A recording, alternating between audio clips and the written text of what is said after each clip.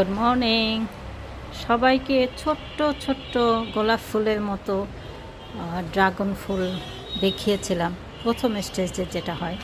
এখন দেখুন ড্রাগন ফুলগুলি বড় হয়েছে, অনেক বড় হয়েছে। আমি জানি না এগুলিতে ফল হবে কি না, কারণ আমার ড্রাগন গাছে এরকম অসংখ্য ফুল হয় কিন্তু ফল হয় না। দুটো গাছেই ফুল হয় কিন্তু ফল হয় না। এটা দেখুন, এই যে দেখাচ্ছি, এই যে ছোটোতেই এটা মরে গিয়েছে, ছোটোতেই মরে গিয়েছে। আর এটা হলো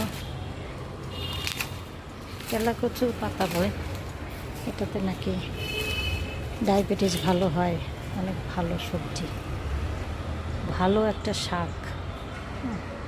এখন আমি জানি না আমার এই ড্রাগন ফুলগুলি ফলে পরিণত হবে কি না। সবাই ভালো থাকবেন, বাই।